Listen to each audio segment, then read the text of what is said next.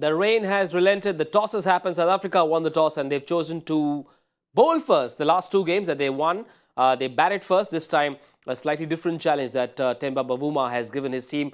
They played the Netherlands in Dharamshala. Simon Doull, Joy Bhattacharjya still in the house. Good call to win the toss and choose to chase. Simon, wake up. I'm channeling my inner Bavuma. Sorry.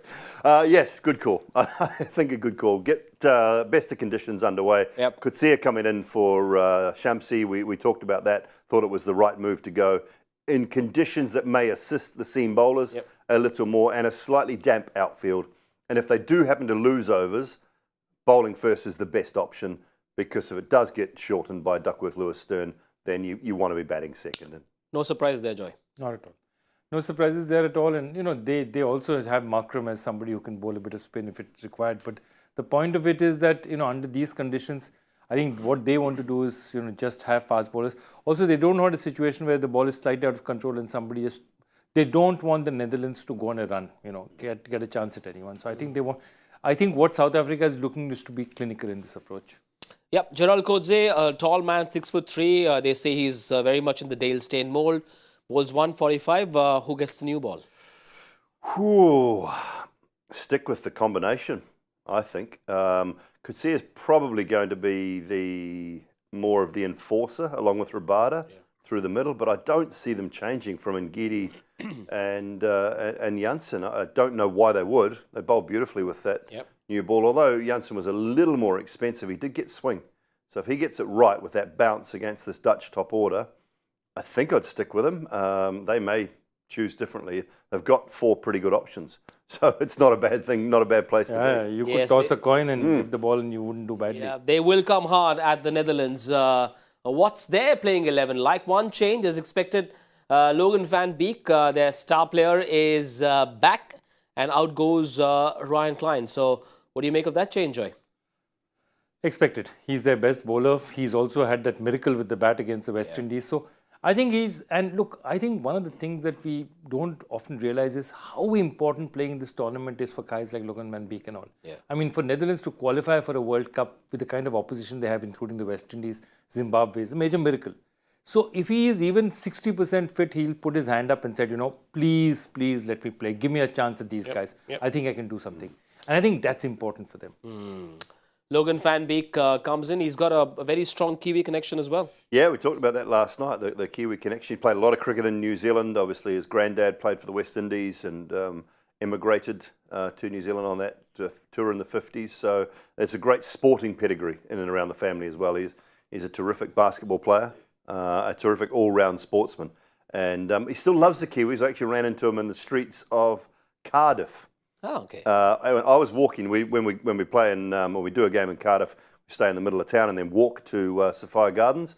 And I was walking down to the cricket ground, and all of a sudden, this guy says, "Doull." And it was Logan van Beek. He was actually going to watch New Zealand play against England in the ODI series before this tournament started. So he's still got a love for New Zealand, but it would have been bitterly disappointing for him the other day not to have been able to play against New Zealand. I would have thought when he looked at that World Cup and he would have targeted that game as wanting to put a performance on the board, and it would have been really disappointing for Logan to miss that game against New Zealand. There's something about Simon, right? Stories chase him.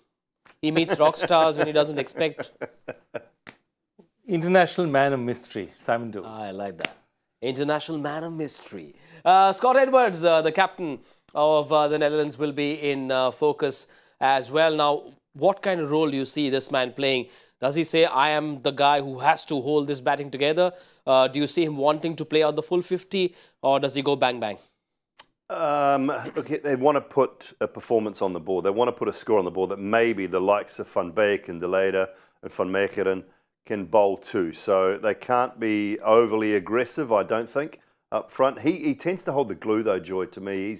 He's that guy that when they've been in trouble, he has performed, or when they've needed innings to be finished off, he's actually been that guy as well. Yeah, again, because you don't have... And what happens in a lot of these small sides is that they're expected to do everything. So I think he's going to be the glue of the team. The likes of Basdale Lead and all. Everyone else is supposed to score runs around him, but he is the centerpiece of that. Yes, also it's got good numbers against spin. numbers. Just the one spinner in the South African lineup, Keshav Maharaj, has got to play a crucial role, especially in the middle overs. Keepers, isn't it? It's typical keepers. They read spinners better, and they tend to play spin really well. When you think about what's on the opposition side, Klaassen's had experience keeping, brilliant player of spin. Quinton de Kock, same thing. Scott Edwards. When you look at Josh Inglis last night, played the spin really well. So there is something about a wicketkeeper batter who just seems to pick up length and read the length of the spinners well, reads them out of the hand slightly better.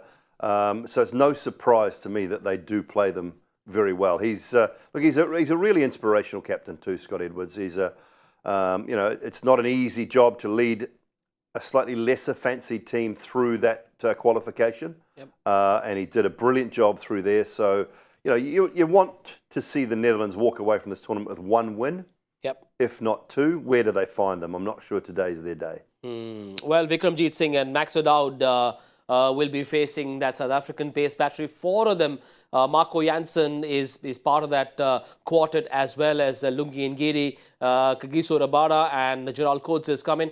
Vikramjit Singh has been among the runs as well, but Max O'Dowd clearly also another fascinating story.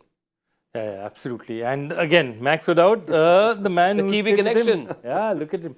Yeah. So I think, look, he's been one of the batters for them, and if you see it, even Myberg, in fact, would be gutted on missing out this time, but because he's been a stalwart for so many years for him. But that batting average, and remember when they made it through the tournament, the one thing we don't talk about enough is how many players were they missing.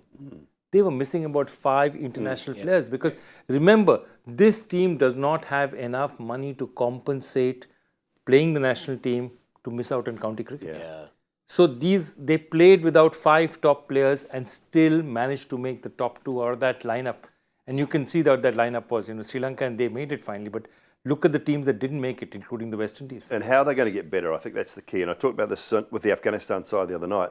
Between the last World Cup and this World Cup, Afghanistan have only played 3 games against a top 6, top 7 nation. And they were the 3, in a bilateral tournament. They were the 3 against Pakistan. They played 1 bilateral series against Pakistan. The only other time they played a top-tier nation was in the Asia Cup. Outside of that, it has all been teams ranked well and truly below them. So to get better, they have to play better sides more often. And it's the same for the Netherlands. They can't continually play Scotland and Ireland and Namibia and teams like that. They have to start playing, decent sides in 50-over contests, and preferably at home in the Netherlands. So, when are these sides around the world going to start to go there before they go to England? Or I think that's the only way you can do it. So this time also, what did they do? Firstly, they didn't have net bowlers. So what do you go? You go on the internet, you put out an ad on social media, get people's videos in and find 4 net bowlers. Where do you play practice matches? Who do you play the against? So you call up the Karnataka team. So their practice matches were against the Karnataka team. And that's the kind of, they need to constantly innovate because they don't have resources. And I think that way they're a very nimble side. And all these players, a lot of them, they're part players, part managers, part social media people, because everyone has to do everything. It's just that kind of a setup. And you look at the Indian team and you look at this 25-member entourage, which is going around with the team. I mean, it's just unbelievable. Simon, time for you to give us a 60-second monologue on Max O'Dowd, son of a friend of yours. Son of Alex, son of Alex O'Dowd and Christine. New Zealand first-class cricketer, first division rugby player, was a terrific rugby player. He's now in charge of one of the high-performance centres at rugby in the UK. Again, he was, really good first-class cricketer. Obviously spent time in Holland. Max has played a lot of cricket in New Zealand as well, but has chosen to play for the Netherlands. I'm not sure he would have made the New Zealand setup at any stage, but terrific story. Another one that sort of travelled a little bit, but enjoys his time, and he just needs a bit more. I think he needs runs in this tournament. Again, against the slightly lesser sides, he's been very successful, but he'd love to stand up in this World Cup. That was 72 seconds. Sorry. That's fine. But Netherlands have been a fascinating story in the way that how, with very limited resources, they are making the right moves. The culture in the team is very good as well. I was reading somewhere that they have this thing where in a huddle, one member of the team hands over something they call the soul cap, the SOUL, which stands for selflessness, ownership, unity and learning, to another member who's displayed great work ethic, it's just a great way to build a certain culture. Are these the building blocks that determine the future of a country's cricket? They are definitely, and they're doing so much. See, they're hamstrung by the fact that they don't play enough.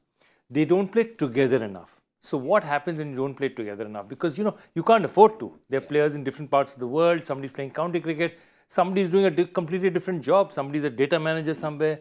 So when you come together for a very short while and you need to quickly knit people together, you need to be innovative about it. And I think that's what they're trying to do. And they're all, remember, all these guys are playing for passion. Nobody is making money playing Netherlands cricket. It's just saying, I am playing international cricket. I'm going to play a World Cup. That's a dream. It's not even I'm going to win a World Cup. It's going to be I'm going to play a World Cup. So walking out here is a dream come true already for them. It's also, in a sense, a Roelof van der Merwe derby or a South African derby, because 7 of the Netherlands players are of South African origin. I think their coach as well, Ryan Cook. So I'm sure there is enough intel available. A lot of these players play with each other, against each other in various leagues of domestic cricket as well. Yeah, they would know each other very well. When you think about Van der Merwe, Ackerman, Sabra and Engelbrecht, he's a good story too. Ambidextrous. Left and right. You cannot tell the difference between when he's throwing left or right-handed.